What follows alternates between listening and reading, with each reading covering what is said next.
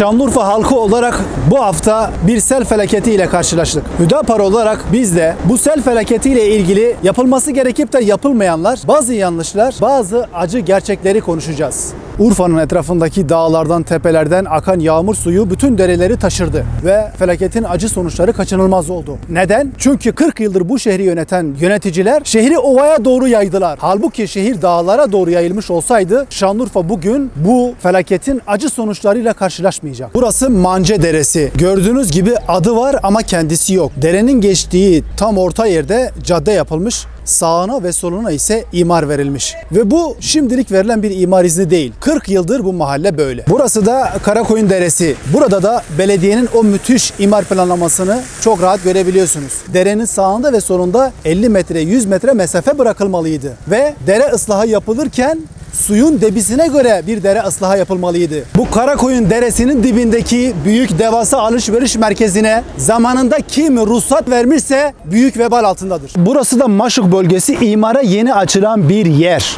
Belediyenin mühendislik harikası dere projesini görüyor musunuz? Eni 2 metre var yok. Karaköprü Deresi'ni görüyorsunuz. İstinavat duvarı yıkılmış. Dere yatağı etrafı binalarla dolu. Bir ablamız az önce konuştu. Diyor ki buraya bina yapmadılar. Bizim için mezar yaptılar. Herhalde bu söz de yeterlidir.